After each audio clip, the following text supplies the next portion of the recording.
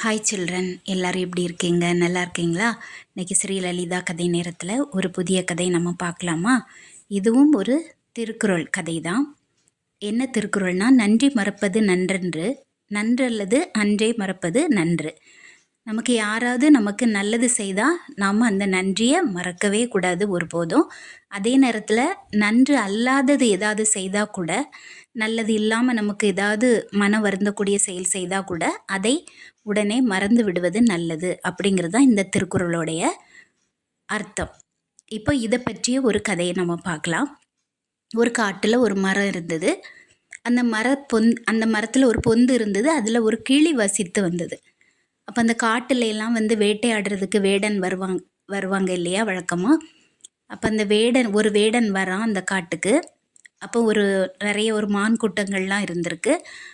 அதை குறிவைத்து ஒரு அம்பு விடுறான். அந்த அம்பில் ஒரு மயக்க மருந்து மாதிரி ஏதோ ஒன்று கலந்துருக்கு. அந்த அம்பு மானுக்கு மேலே பட்டு அது கீழே விழுறதுக்காக ஏதோ ஒரு மருந்து அந்த அம்பில் தடவி அவன் அந்த அம்பை மானுக்கு மேலே விடுறான். மானை குறி வச்சு விடும்போது அந்த குறி தவறி அந்த மானுக்கு பதிலாக அந்த மரத்தில் போய் அந்த அம்பு பாஞ்சிடுச்சு. அப்போ அந்த மருந்து, அந்த விஷம் மாதிரி உள்ள அந்த மருந்து அந்த அம்பில் இருந்ததுனால அந்த மரம் நாளடைவில் கொஞ்சம் கொஞ்சமாக காஞ்சிக்கிட்டே வந்தது. ஆனால் அந்த கிளி அந்த மரத்தில் வசித்து வந்தது இல்லையா, அது அங்கேருந்து விலகாமல் அங்கேயே இருந்தது. அப்போ இதை பார்த்த கடவுள் மனித ரூபத்தில் அந்த கிளிக்கிட்ட கேட்பாங்களாம், இந்த மரம் காஞ்சி போயிட்டுருக்கே, நீ இன்னும் இந்த மரத்தை விட்டு விலகாமல் இருக்கியே, என்ன காரணம் அப்படின்னு கடவுள் கேட்டாராம். உடனே இந்த கிளி சொல்லிச்சான், நான் இவ்வளவு நாள் நான் இந்த மரப்பொந்தில் தான் இருந்து வாழ்ந்து வந்தேன்.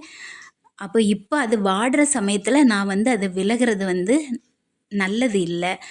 ஏன்னா எனக்கு அது நல்லது பண்ணியிருக்கு. இந்த மரத்தை விட்டு நான் போகவே மாட்டேன். அது துன்பப்படும் போது நான் விலகவே மாட்டேன் அப்படின்னு அந்த கிளி சொல்லிச்சான். உடனே கடவுள் ரொம்ப மன சந்தோஷப்பட்டு, உன்னுடைய நல்ல எண்ணத்துக்கு நான் ஒரு வரம் தரேன், உனக்கு என்ன வரம் வேணுமோ கேளு அப்படின்னு அந்த கிளியை பார்த்து சொன்னாராம். உடனே அந்த கிளி சொல்லிச்சான், இந்த மரம் மறுபடியும் நல்ல பூத்து குலுங்கணும், நல்ல பச்சை பசேல்னு மறுபடியும் வளரணும் அப்படின்னு ஒரு வரம் கேட்டு தான் உடனே கடவுளும் கொடுத்துட்டாராம். அதான் இதுலேருந்து என்ன தெரியுது நமக்கு, இன்பத்திலும் துன்பத்திலும் நாம் விலகக்கூடாது யார்கிட்ட இருந்தோம் அப்படின்னு. இன்பத்தில் மட்டும் பங்கெடுத்துட்டு நம்ம துன்பத்தில் அவங்க துன்பப்படும் போது நம்ம விலகக்கூடாது அப்படின்னு இந்த திருக்குறள் நமக்கு நீதி உணர்த்துது.